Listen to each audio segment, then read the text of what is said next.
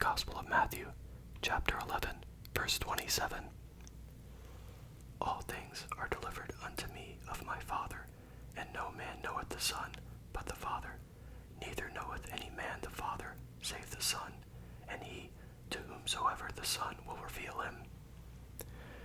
Chrysostom, because he had said, I confess unto thee, Father, because thou hast hid these things from the wise, that you should not suppose that he thus thanks the Father as though he himself was excluded from this power, he adds, all things are committed to me by my Father. Hearing the words are committed, do not admit suspicion of anything human, for he uses this word that you may not think there be two gods unbegotten. For at the time that he was begotten, he was Lord of all. Jerome, for if we conceive of this thing according to our weakness, when he who receives begins to have, he who gives begins to be without. Or when he says, all things are committed to him, he may mean not the heaven and earth and the elements, and the rest of the things which he created and made, but those who through the Son have access to the Father. Hilary, or that we may not think that there is anything less in him than in God, therefore he says this. Augustine, for if he has aught less in his power than the Father has, then all that the Father has are not his.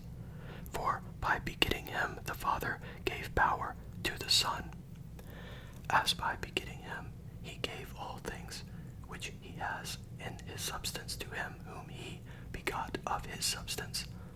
Hilary, and also in the mutual knowledge between the Father and the Son, he teaches us that there is nothing in the Son beyond what was in the Father, for it follows, and none knoweth the Son but the Father, nor does any man know the Father but the Son.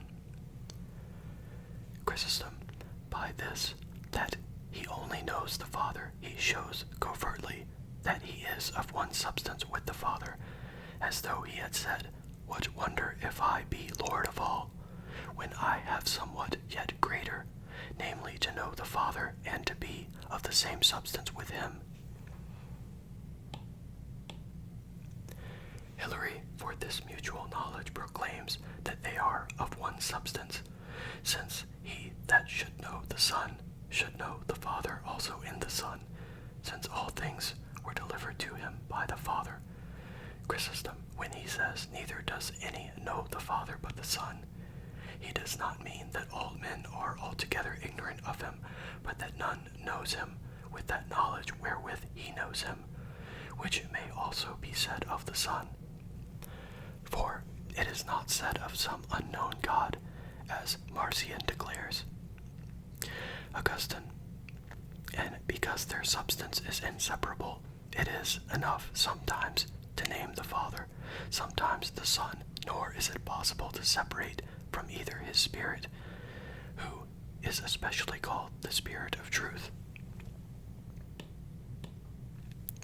Jerome, let the heretic Eunomius therefore blush hereat, who claims to himself such a knowledge of the Father and the Son as they have one of another.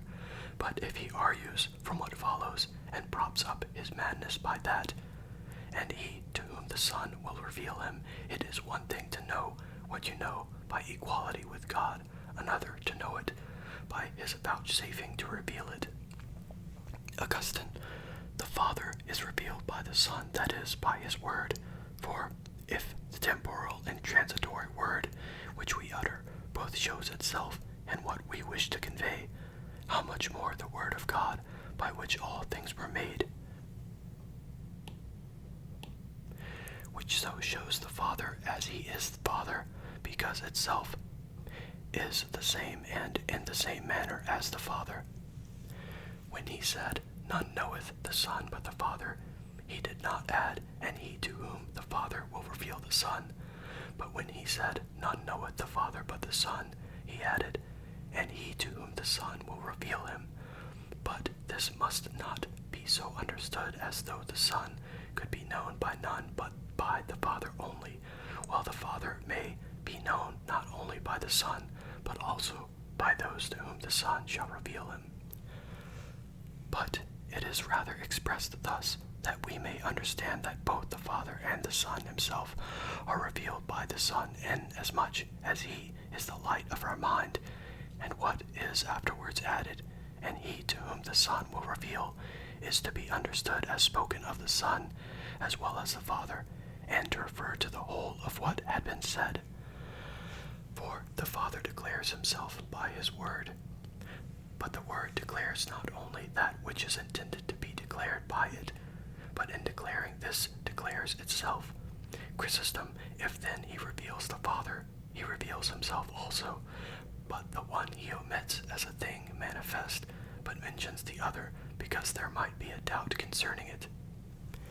Herein also he instructs us that he is so one with the Father, that it is not possible for any to come to the Father, but through the Son. For this had above all things given offense, that he seemed to be against God, and therefore he strove by all means to overthrow this notion.